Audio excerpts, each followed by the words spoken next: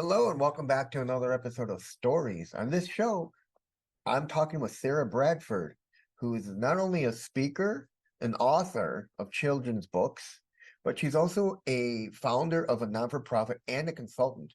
We're going to learn more about her and what makes her tick. So sit back, relax, and grab your favorite beverage, and I'll see you on the other side. See you there.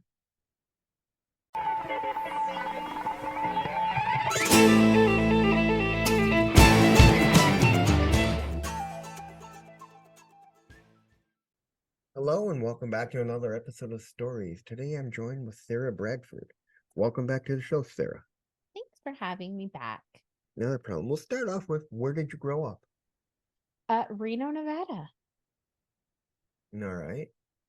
What motivates you, inspires you, and drives you? Oh, wow. I guess friendliness, me, myself, and in others. Um, what drives me? My passion to help my family and the community. All right. What's the best compliment you've ever gotten? Ooh, that I'm above average. All right. What's your biggest failure and what did you learn from that experience? Hmm. I would say relationships. First marriage, possibly.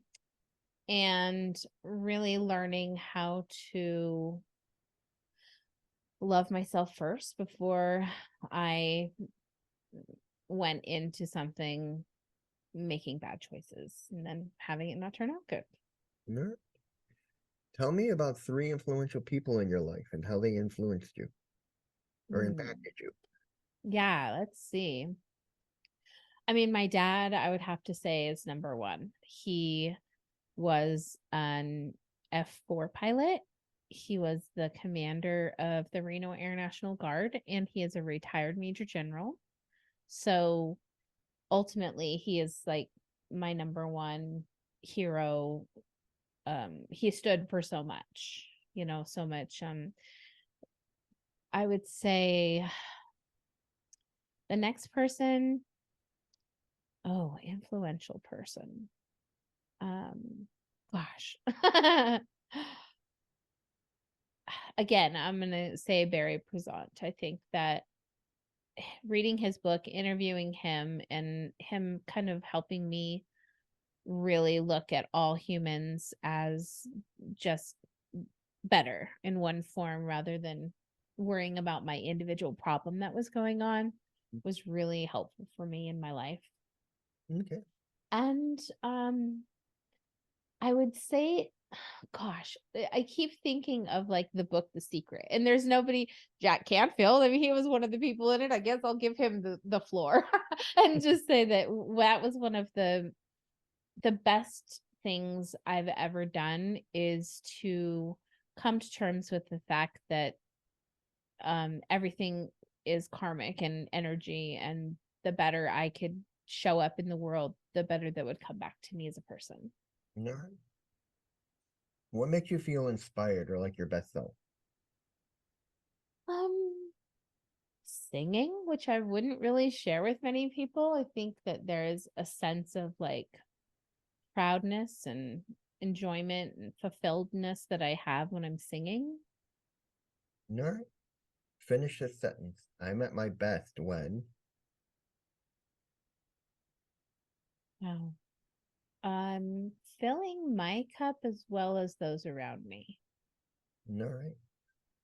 If you can turn back time and talk to your 18-year-old self, what would you tell her about where you are now in time?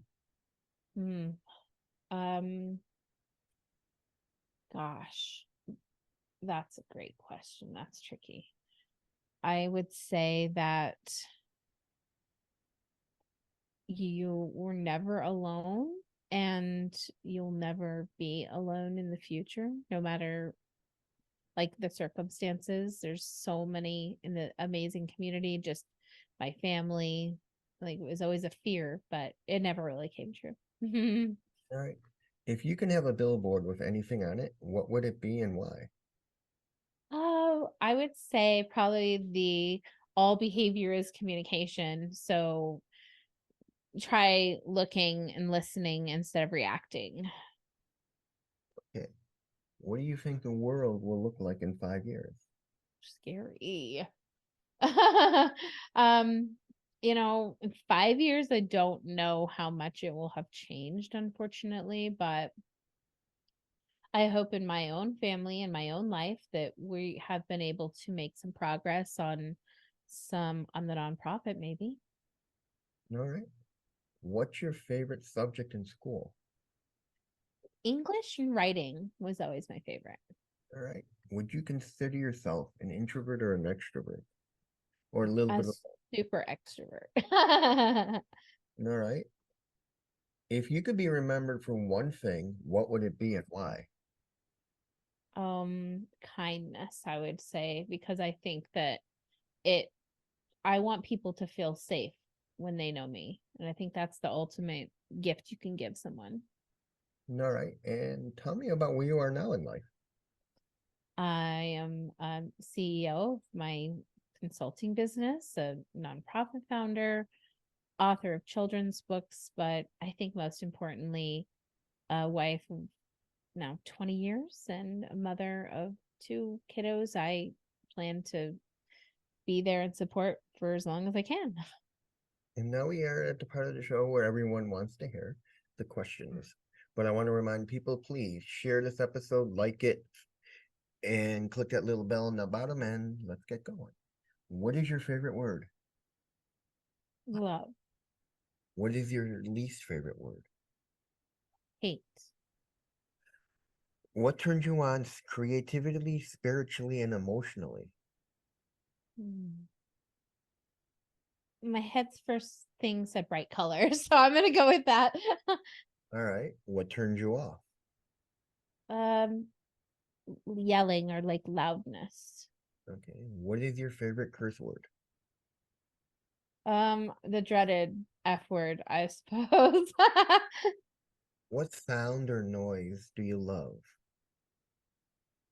um, Frequency music, like chimes and things like that. I love that. All right. What sound or noise do you hate? The grinding of metal, like a trash can All or right. What's your favorite color? something. Yellow. What's your least favorite color? Brown. All right. What profession other than your own would you like to attempt? Hmm. Gosh. Um, what would I? Maybe if I could have a chance, I would like to be a pilot. All right. What profession would you not like to do? My mom's a nurse. I could not do that. All right. If heaven exists, what would you like to hear God say when you arrive at the pearly gates? You did right. All right. When you arrive at heaven, who would you like to meet? Um, my grandparents. I would want to see them. All right. What books do you recommend my audience read? Uniquely human for sure. Um, Chatterbox is a great one from Martin Slingstad. And there are some other ones, but I can't think of the authors right now. All right. And finally, where can people find out more about you on the web? Yeah, sjchilds.org, or you can just Google SJ Childs and find a lot about me there. And that's it. That was Sarah Bradford. And I'll see you in the next one, everyone. See you there.